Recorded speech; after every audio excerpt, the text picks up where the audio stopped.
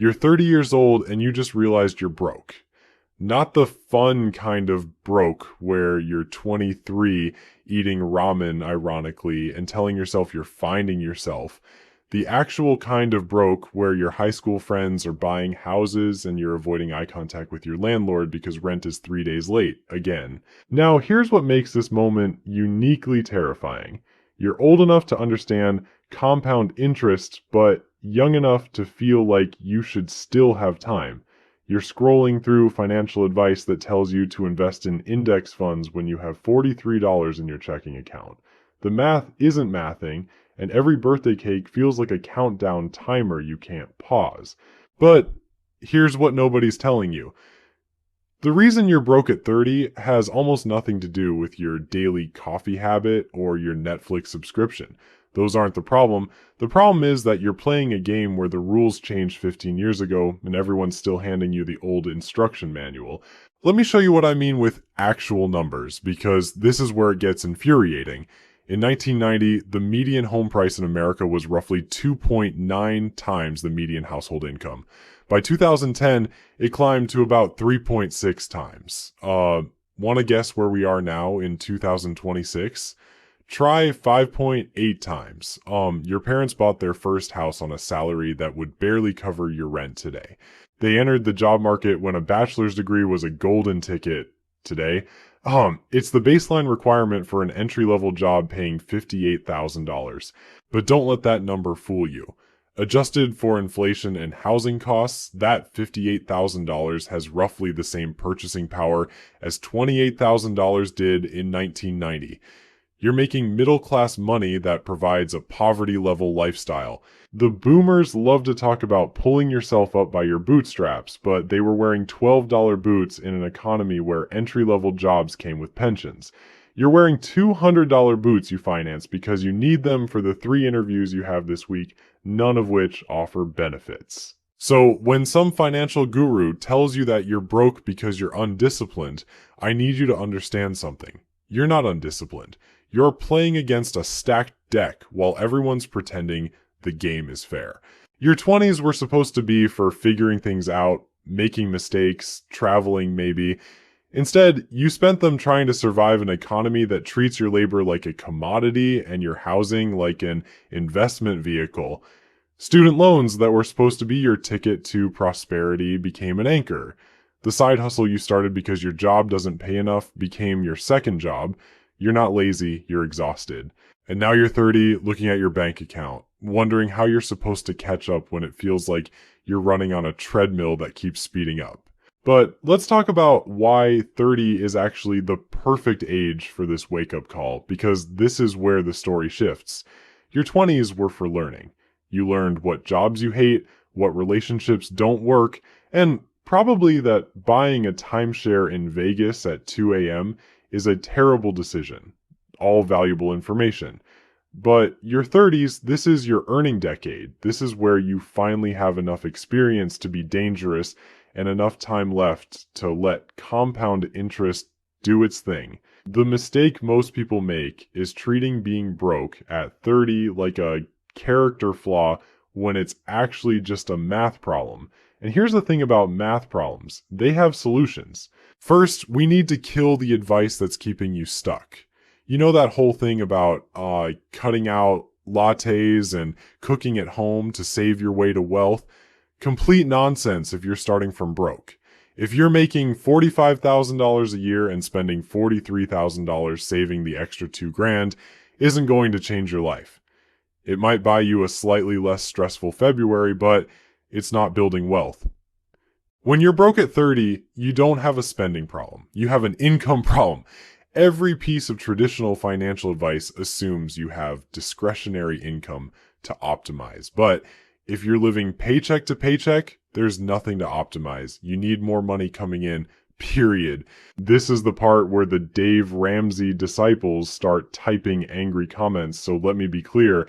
I'm not saying spending doesn't matter. I'm saying that when you're at zero, nickel and diming your grocery bill is rearranging deck chairs on the Titanic. You need to plug the hole in the ship first.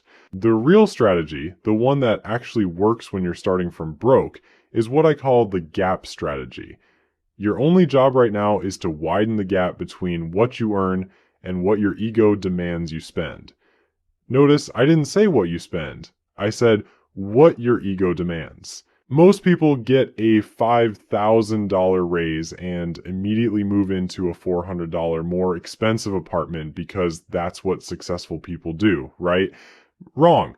That's what broke people do. Successful people get a $5,000 raise and keep living like they're broke for another 24 months while they attack their actual problems. Here's the brutal truth.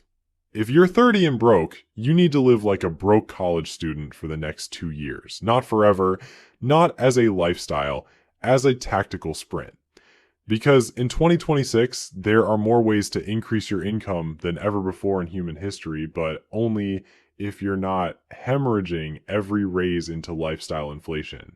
The landscape has changed in ways that actually favor you if you're willing to see it. We're living through the largest wealth transfer in history, and AI tools have made skills that used to take years to learn accessible in months. Remote work means you can arbitrage your labor. A company in San Francisco will pay you California wages while you live in a state where that money actually means something. But here's what nobody tells you about opportunity. It doesn't wait for you to feel ready. It shows up when you're still scared, still figuring it out, still not sure if you're qualified. The difference between someone who's broke at 30 and someone who breaks through is just whether they moved when the door opened or stood there wondering if they deserved to walk through it. Your real problem isn't the money you don't have today. It's the decision you're about to make about the next 10 years. So let's talk about what actually changes the game when you're staring down 30 with a bank account that looks like a rounding error. The skills arbitrage window is wide open right now in ways that would have seemed impossible 5 years ago. In 2021, if you wanted to learn video editing, you'd spend months watching tutorials, maybe shell out for a course, practice for a year before you were competent enough to charge money. Today, you can learn the basics of Premiere Pro in a weekend using AI tutors that give you personalized feedback, then use AI tools to handle the tedious parts while you focus on the creative decisions clients actually pay for. The skill acquisition timeline has collapsed. What used to take 18 months now takes 6 weeks if you're focused. But here's where people screw this up. They learn the skill, then immediately try to compete with people who've been doing it for a decade. Wrong move. You're not trying to be the best video editor in the world. You're trying to be the best video editor that a local real estate agent or a small business owner can actually afford and access. That's a completely different game, and it's one you can win in 90 days. I know someone who went from broke bartender to making $6,800 a month doing video editing for local businesses. Not YouTube creators, not agencies, local businesses that need simple, effective content for their social media. She charged $400 per video, 20 videos a month. Took her about 3 hours per video once she had her systems down. And the math works because she wasn't trying to compete with the $5,000 per video people. She was competing with the business owner's nephew who said he'd do it for free and then never delivered. This is the leverage point nobody talks about. You don't need to be world class. You need to be reliable and competent in a market that's starving for exactly that. Remote work changed something fundamental about geography and money. If you're making $55,000 in San Francisco or New York, you're effectively poor. That same $55,000 in Tulsa or Pittsburgh or basically anywhere that isn't a coastal city, you're comfortable, you can save, you can invest, you can breathe. The arbitrage opportunity here is insane, and most people are ignoring it because they're attached to living in expensive cities for reasons they can't articulate when you press them. I'm not saying move to the middle of nowhere and be miserable. I'm saying get strategic about it. Plenty of cities have good food, decent culture, actual winters and seasons, and rent that doesn't require a second job. Find a remote position with a company based in a high-cost area, move somewhere affordable, and suddenly that $65,000 salary is worth $90,000 in purchasing power. The math is simple. Your income times your cost of living equals your actual wealth building capacity. If you make $80,000 but spend $75,000 to live somewhere impressive, you're broke with better restaurants nearby. If you make $60,000 and spend $35,000, you're actually winning. Ego is expensive. Freedom is cheap. Now let's address the thing that's probably bothering you. You're thinking, Nick, I can't just uproot my life and learn new skills and move cities. I have obligations, I have relationships, I have a lease.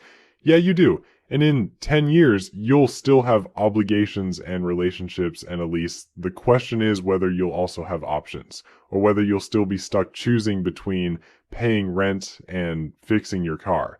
The gap strategy isn't about becoming a minimalist monk who lives on rice and beans. It's about making a tactical decision to freeze your lifestyle at your current income level for 24 months while you aggressively increase what you earn. Every dollar of that new income goes toward three things in this exact order. 1, eliminating high interest debt. 2, building a $2,000 emergency buffer so you stop getting hit with overdraft fees and payday loans. 3, investing in assets that compound. Most people do this backwards. They get the raise, upgrade their life immediately, then wonder why nothing changes. The gap stays the same, the stress stays the same, they're just stressed with better furniture. Your competition isn't other broke 30-year-olds. Your competition is your own future self who didn't make the hard choice right now. That version of you is 35, still renting, still stressed, still saying, I'll figure it out next year. Every day you delay is a day that person becomes more real. The actual wealth building happens in the gap. That space between what you earn and what you spend is your factory. That's where you manufacture freedom. A $500 monthly gap invested at 8% for 10 years is $91,000. A $1,000 monthly gap is $183,000. That's not retirement money, but it's I can take 6 months off to switch careers money. It's I don't have to tolerate a toxic boss money. It's options. And here's the part that makes this whole thing click. You're not sacrificing your 30s to live like a broke college student forever. You're doing it for 24 months, 730 days. You can endure almost anything for 730 days if you actually believe it's temporary and purposeful. The people who fail at this are the ones who think it's a permanent lifestyle. It's not. It's a sprint. You keep the cheap apartment, you skip the vacation, you drive the paid-off car that's ugly but reliable, and you focus every spare dollar on widening that gap. After 2 years of this, something shifts. You're not just earning more. You have assets working for you. You have skills the market values. You have a buffer that absorbs emergencies without panic. You're not rich, but you're not fragile anymore. And that's the real goal at 30, not wealth, durability. The alternative is spending the next 10 years hoping something changes while doing the exact same things that got you here. Luck isn't a strategy. Hope isn't a plan. The math is cold, but it's also honest. Widen the gap or stay stuck. Those are your options. Let me be honest with you. Most people watching this are going to nod along, feel motivated for about 90 minutes, and then do absolutely nothing. They'll go back to scrolling, back to complaining, back to the exact same life that brought them here. And in 5 years, they'll be 35 and broke, watching a video titled, "If you're 35 and broke, watch this immediately." Don't be that person.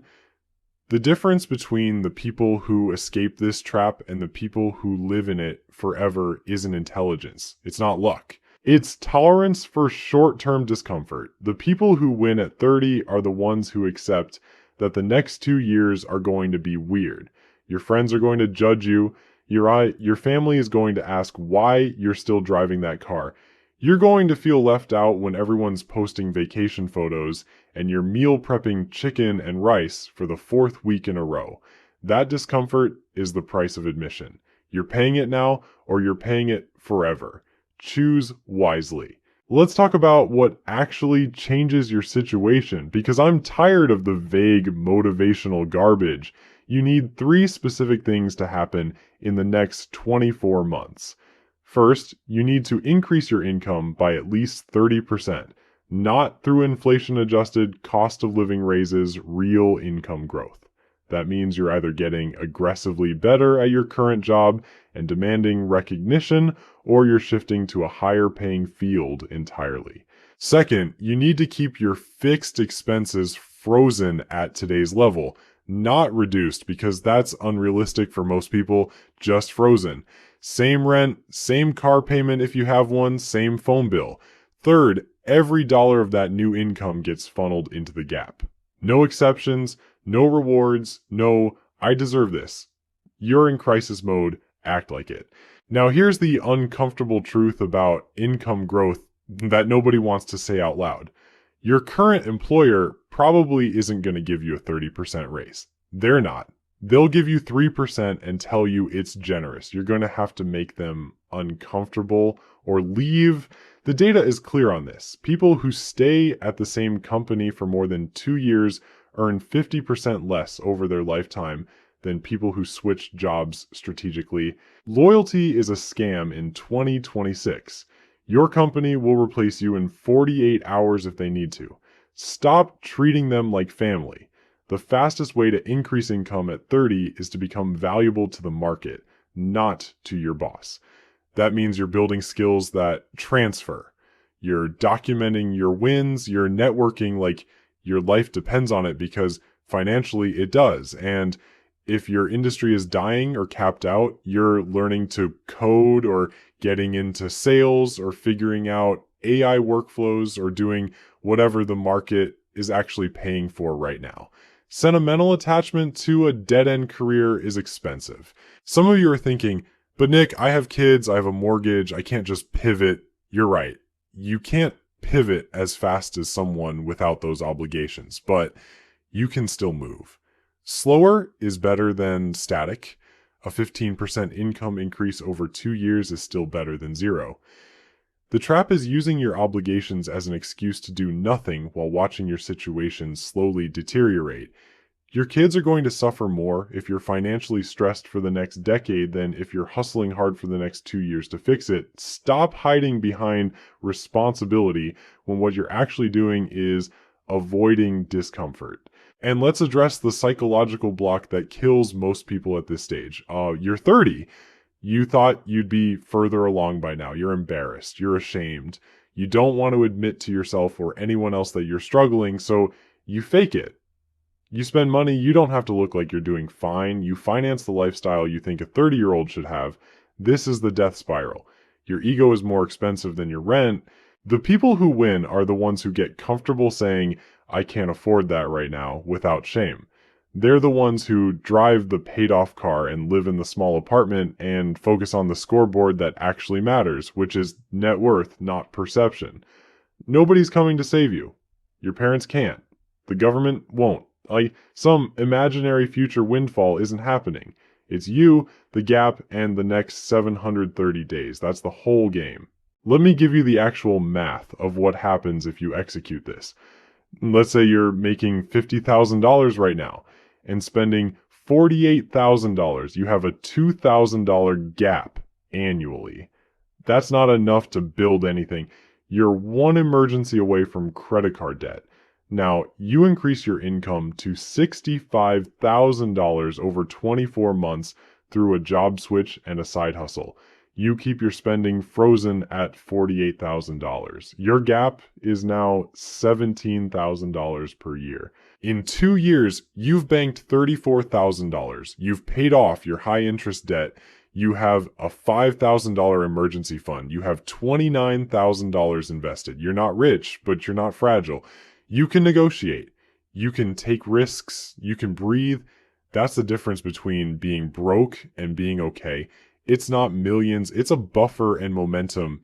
The alternative is what most people do. They get to 35, then 40, then 45. Always thinking, next year I'll get serious. Except next year never comes because the strategy never changes. They're hoping for a different result while running the same code. That's not optimism, that's delusion. If you're 30 and broke, you have a decade to fix this before it becomes permanent. After 40, the market gets harder, your energy drops, your obligations increase, the window is closing. This is not a drill. You're going to remember this moment, either as the time you finally decide to stop pretending and start building, or as another video you watched while your life stayed exactly the same. The gap doesn't care about your feelings, it only cares about the math. Widen it or stay stuck. I want you to do something uncomfortable right now. Close your eyes for 10 seconds and picture yourself at 40. Same job, same apartment, same stress. Your friends have equity, you have excuses. Your nephew asks why you still rent. You tell him you're figuring it out. He's 12, he doesn't believe you. Open your eyes. That person exists in a timeline where you did nothing after watching this video. The only thing standing between you and that future is whether you're willing to be weird for 730 days, not forever. Just 730 days of frozen lifestyle, aggressive income growth, and relentless gap widening. That's it. That's the entire game. You're 30. You have 3,650 days until you're 40. The math is simple, the execution is hard, but staying broke is harder. Choose.